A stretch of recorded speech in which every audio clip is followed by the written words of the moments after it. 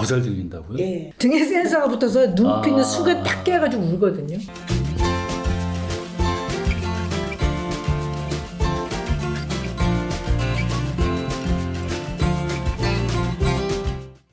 자, 오늘은 어떤 얘기를 좀 한번 나눠볼까요? 우리 그 엔젤 감독님께서 한번 좀 오늘 주제를 좀 한번 좀 말씀을 해주시면. 말해도 돼요? 네. 그렇죠. 저희 데뷔 아니에요. 우리 항상 우리 오픈, 네. 네, 오픈 스튜디오. 오늘은 층간 소음에 대해서 말했으면 층간 소음. 좋겠습니다. 예. 발 뒤꿈치로 걷는 소리가 40데시벨인데 이 정도 소음이 1분 동안 지속되면 층간소음인 셈입니다. 최근에는 법원이 개 짖는 소리도 층간소음에 해당한다며 피해로 인정해 배상 판결을 한 적도 있습니다. 혹시 그 코코맘님은 층간소음 경험해 보신 적 있으세요? 근데 저는 그렇죠. 윗집에 아이들이 살았을 때 초등학교 아이들이 살아가지고 그 윗집 어머니가 항상 미안하다 그러시는데 저는 뭐 그렇게 뭐 많이 느끼진 않았어요. 근데 저는 저희 어머니가 친정어머니가 어제 전화를 하셨어요. 윗집에 운동하는 소리 때문에 도저히 참기가 네, 운동기구가 그러니까, 그 드륵드륵한 소리가 난다. 근데 거기서도 뛰잖아요, 또. 그렇죠. 네, 뛰죠. 그래가지고 너무 밤에도 그러고 낮에도 그래서 너무 힘들다고 그러시더라고요. 어떤 집도 세탁기 돌리는 소리. 이것도 세고. 통돌이 있잖아요, 드럼 말고. 네. 그 엔젤맘은 어떤 층간 소음 뭐 경험 없어요? 저도 있었지만 네. 그래도 이제 인터폰 전화하면 네. 좀 멈추고 그래서 잘 넘어갔어요. 예.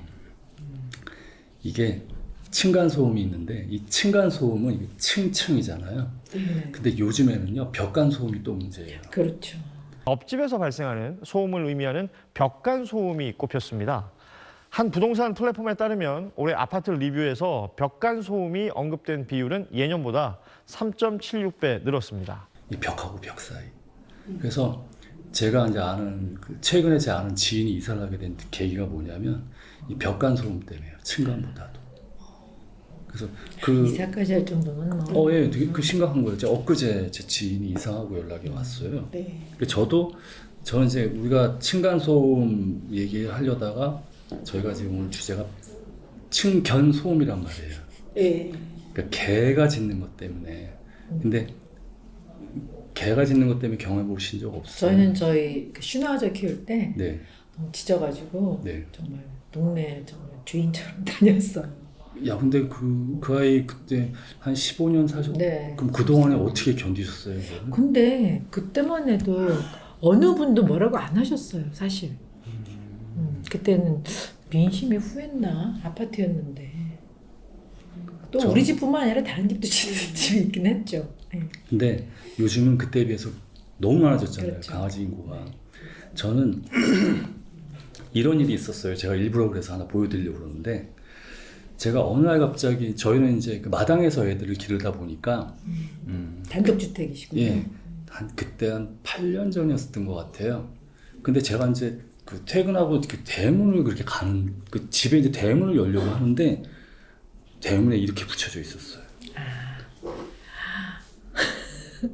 좀 밀고 보여주실 거죠? 이게 왜냐면 저는 이렇게 네. 그 사실 저 이럴 때 제 감정이 반반 교차했던 거 화도 나고 미안하고 그렇죠. 그렇죠. 꼭 이제 여기에 사고 쳤던 아이가 한 녀석이 있었는데 이게 참 그래서 그 옛날이나 지금이나 이제 이 층견 소음이 되게 문제가 되는데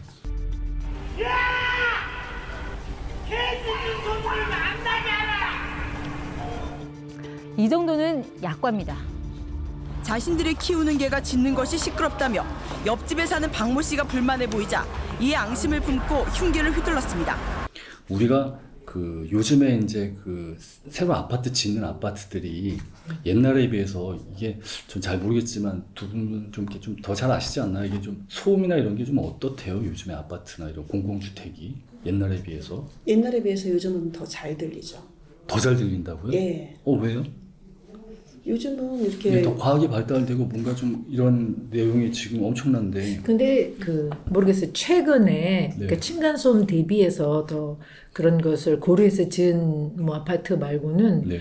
뭐 뭐 그 최신 건물을 산 게 아니잖아요, 저희가 다. 네. 저도 뭐 30년 된 아파트에 살았고 요즘도 한 뭐 20년 된 아파트 살다 네. 보니까 여전히 층간소음 이런 게 작년 많더라고요. 한 해 이 층간 소음 때문에 층견 말고요. 예, 예. 층간 소음 때문에 거의 한 10만 건의 분쟁이 있어서 신고받고 그랬었다고 하더라고요. 근데 이게 그 우리 반려동물을 기르는 분들 고양이는 좀 덜하기도 하는데 이 반려동물 이렇게 강아지들은 이제 짖는 소리가 택배 왔을 때 엄마 아빠 왔을 때 나갔을 때 뭐 다양한 변수가 있잖아요. 근데 이게 불법이다 아니다 신고 왔을 때 자 불법이다 아니다 아닐 것 같은데. 불법이다 저는 아니다. 불법은 아니라고 생각해요. 이게 법에는 없어요. 개는 물건에 해당해 소음 측정 대상이 아니라는 겁니다. 법에는 없는데 우리가 판례라는 게 좀 가끔 있더라고요. 개 짖는 소리가 매일 반복돼서 정신적인 고통을 준다면 손해를 배상해야 한다는 판결이 나왔습니다. 그러니까 법에는 없지만 이게 했을 때 이거 너무 심하다. 그리고 또 우리가 법이라는 건 이런 거 있잖아요. 피해자가 내가 피해를 입었다라는 걸 증빙을 해야만 내가 거기에 따른 보상을 받을 수 있으니까. 그래서 제가 그 최근 사례를 하나 가져왔는데요. 이거 최근 거예요. 저기 광주 그저 아래 집안 광주의 아파트에 계시는 분이 올해 3월달에 이제 입주했는데 이 아래층에 그 강아지 짖는 소리가 너무 심한 거예요. 그래서 결국은 이제 관리소라든가 수차례 항의를 했는데도 이게 변치를 않으니까 그래서 이제 이분이 신고를 하면서 좀 알아봤는데 우리 한국에는 현행 공동주택 층간소음의 범위와 기준에 관한 규칙이 있대요. 근데 여기는 사람의 활동만 제재를 하지 여기는 동물들에 대한 제재가 없는 거예요. 그래서 다각지대죠. 근데 그 반려견 짖는 소리에 그렇게 스트레스 받았던 분들이 그 아랫집 개들이 하도 짖어대니까 근데 이제 또 더더군다나 또 그 집에는 마침 또 거동이 좀 안 좋고 좀 장애가 있는 분이 있다 보니까 그 정신적인 손해배상을 했는데 그 재판부가 결국은 어떻게 됐냐면 이거에 대해서 손을 들어줬어요. 피해받는 분한테. 이런 판례. 그러니까 이런 사람이 강아지로 인해서 소음에 이렇게 좀 받는다. 근데 우리가 지금 점점 문제가 되는 게 작년에 10만 건인데 거기에 반려동물 층견 소음이 되게 많이 차지하고 있다고 하더라고요. 그래서 근데 이 문제는 그 최근에 또 국내 모 유명 그 반려동물 프로그램에서 거기서도 한번 나왔어요. 연예인 이 뉴스에 나온 내용이니까 그 골프 선수 박세리 있잖아요. 박세리 이제 박세리가 이제 맞아요. 저도 봤어요. 예. 네. 근데 이제 결국은 그거에 대한 손해배상을 해줬는데 또 역시 이제 우리 한국의 인지도 높은 게 강아지 쪽에 이제 훈련사분도 그거는 그렇게 하는 게 합당하다. 그러니까 그만큼 이제 우리가 강아지가 많아지다 보니까 이 소음에 대해서 이게 전문가들은 이런 얘기들을 이렇게 많이 해요. 어렸을 때부터 훈련이 필요하고. 근데 이 강아지 짖는 거에 대해서는 정말 그 제가 경험상 이미 성장을 해버린 애들은 방법이 없더라고요. 이거는. 이게요. 이 혹시 이제 아기 키워보셨잖아요. 저 옆집 많이. 네, 그러면 아기들은 기가 막히게 등에 센서가 있다 그러죠. 그냥 잠이 안 들어가지고 겨우 옆에서 막 눕혀놓으면 등에 센서가 붙어서 눕히는 순간 딱 깨가지고 울거든요. 그럼 정말 엄마들이 너무너무 힘든 거예요. 그런데 이제 겨우 했는데 그 옆집에 강아지 했는데 옆에 또 강아지가 있었겠는데요. 그러면은 이제 그러니까 그런 집들은 다 이렇게 바깥에 현관문 앞에 붙여 있잖아요. 아기가 뭐 자고 있어요. 그러니까 벨도 못 누르게 하거든요. 그럼요. 택배 벨 누르지 말고 그냥 앞에 놓고 가서 이렇게 하거든요. 그런데 이제 강아지가 윗집 아랫집 강아지 때문에 아기가 깨면 정말 그것도 견딜 수 없는 노릇이긴 하죠. 그래서 지금 이게 그 그러니까 강아지가 짖어서 내가 피해를 입었다라는 거를 과학적으로 증빙을 하지 않으면 웬만해서는 보상을 못 받는다는 거예요. 왜냐면 이제 그거에 대한 내가 쟤 때문에 잠을 못 잤다. 이거 뭐 어떻게 증빙을 해요? 쟤 때문에 내가 정신적으로 우울증을 이거 증빙 못 하잖아요. 그래서 이제 최근에 이제 뭐 국회의원이 이제 이런 발의도 했었는데 반려동물 올해 3월달에 뭐 국회의원이 이제 이걸 국회 발의를 했는데 뭐 이런 부분들은 발의를 하더라도 이거 뒷받침해주는 뭐 어떤 과학적인 근거와 제도가 따라줘야 되는데 아직까지는 공회전이에요. 그렇죠. 그래서 뭐 제 지인이 소리 때문에 거기 이제 강아지 때문에 그런 게 사람 소리 때문에. 사람 소리 때문에요. 네, 사람 소리 때문에. 저도 지금 현재 살고 있는 집이 단독주택이긴 한데 서울시는 다닥다닥 붙어 있잖아요. 그러니까 붙어 있다 보면 저는 요즘에 우리 애들이 안 짖어요. 우리 애들은 어떤 스트레스 받냐? 옆집에 이제 부부 싸움 하는 소리. 제가 이사 오고 나서 이 사람 부부 싸움 하는 소리에 제가 스트레스를 엄청 받았어요. 그러니까 아시잖아요. 소리가 그냥 뭐 싸우는데 뭐 경찰도 오고 어떤 경우에는 그리고 뭐 던지는 소리부터 해서 이웃을 잘 만나야겠네요. 그래서 저는 이사를 가거나 했을 때 항상 이렇게 물어봐요. 옆집에 어떤 분이 사는지 뭐 그러니까 이런 걸 항상 동태 파악을 하고 들어간단 말이죠. 지금 단독주택인데도 그렇단 말씀이시잖아요. 그렇죠. 단독주택 탁탁 붙어 있어요. 그렇죠. 그러니까 들리죠 옆에 소리가. 아니 그리고 네. 가끔 가다 뭐 이제 휴가 때 지방에 가잖아요. 네. 그러면 그 동네에서 물론 옆집 개가 아니어도 이제 시골에서 짖는 개는 그 산이 다 울리던데요. 컹컹 짖는 맞아요. 소리가. 거기는 이제 그런 새벽에 거죠. 그런 깨게 하는데 되더라고요. 네. 근데 우리 이 도심지에서는 그 소리가 이게 이제 시골에서는 소리가 이렇게 울려서 퍼져나간단 그렇죠. 말이에요. 네. 근데 이 도심지에 있는 이 강아지 소리는 반사. 그러니까 더 강력하게 들리는 거죠 이게. 근데 의외로 저녁에는 제가 이렇게 밖에 애들 산책하거나 또 12시 넘어서 이렇게 다니다 보면 강아지 짖는 소리는 그렇게 웬만하면 잘 안 나요. 주로 사람 싸우는 소리가 많이 나지. 어떻게 된 거예요?